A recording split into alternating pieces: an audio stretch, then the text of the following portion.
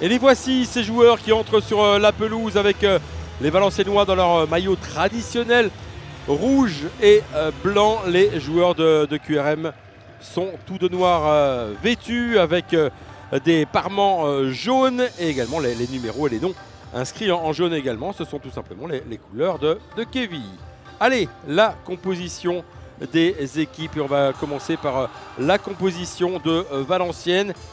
Avec Waïb derrière, à droite, Waïb à gauche, Diomandé à droite, défense centrale, Landre et Coef devant Loucher. Milieu de terrain, Roy et Boissier, à gauche Ipiélé, à droite Apois.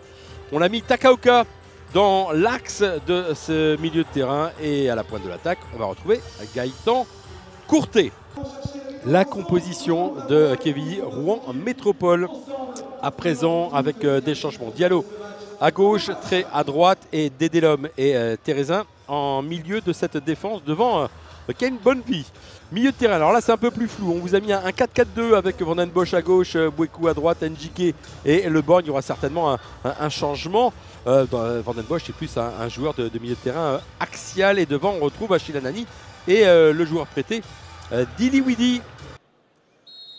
Et c'est parti pour cette rencontre de la 12e journée du championnat national. Une opposition qui s'annonce intéressante entre deux équipes qui veulent prendre des points entre Valenciennes et Kevy Rouen Métropole. Deux équipes qu'on n'attendait pas dans la deuxième partie du tableau de ce championnat national.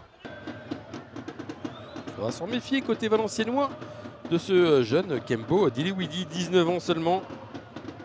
International U19. Achille Anani, il y a une solution sur le côté droit.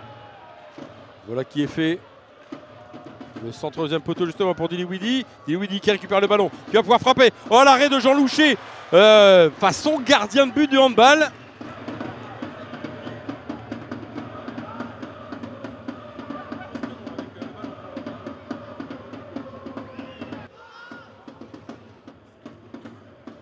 Njiki, on le retrouve derrière pour Bouekou. Il cherche une solution, les joueurs normands. Il y a encore une solution à gauche.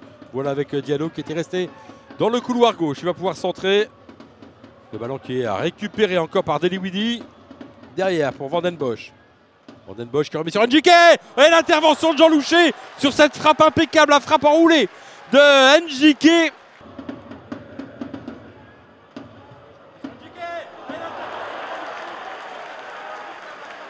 La position de balle est pour les joueurs de Fabien Valéry.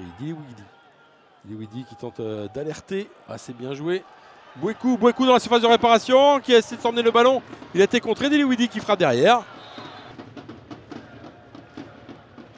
Ballon sur le côté gauche. Jason Tré encore. Njike, attention.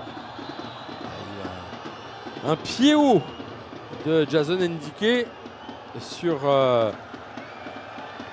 Alain Ipiélé et ça sera... Oh, monsieur l'arbitre a le carton rouge en main. Monsieur l'arbitre a le carton rouge en main. Il appelle les soigneurs. Et un carton rouge. Carton rouge pour Tony Njike. Allez, deuxième possibilité pour Alain Ipiélé. On a franchi le cap de la demi-heure de jeu. Allez, toujours au point de pénalty cette fois-ci, l'intervention et le but inscrit par Mabrouk Rouaille qui marque une nouvelle fois. Ah non, c'est Loïc Landre, pardon. Loïc Landre qui marque et qui ouvre le score en faveur de Valenciennes. Ça fait 1-0, but du défenseur central de cette formation, l'un des joueurs expérimentés du VAFC.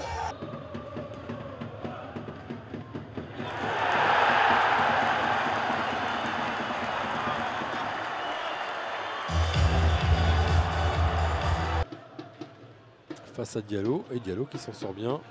A pu remettre pour Le Borgne. Gaïa qui écarte le danger.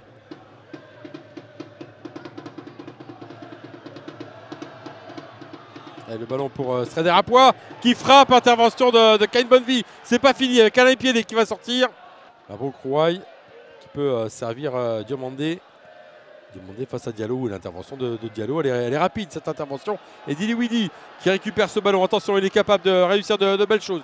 Le ballon pour Gaïa, la côté gauche. Gaïa qui va frapper. frappe puissante à côté du but de Jean Louchet. Attention, les joueurs normands qui vont certainement jouer en contre. Et c'est la fin de cette première période, conclue sur le score d'1-0 pour Valenciennes face à QRM. Après ce début de saison un peu chaotique de leur protéger, parce qu'il n'y a pas une petite grève encore qui est en train d'être formée.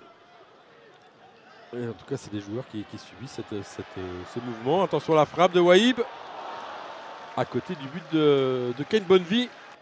Et le corner va être tiré par Alain Ipiélé.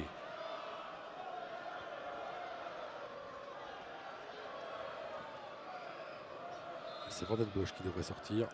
Allez, Alain Piélé pour tirer ce corner.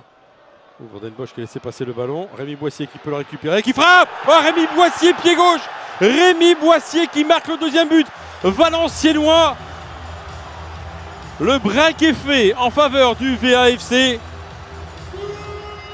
Et ça fait 2-0 pour Valenciennes sur ce but de Rémi Boissier qui fête comme il se doit la naissance de sa fille Alba.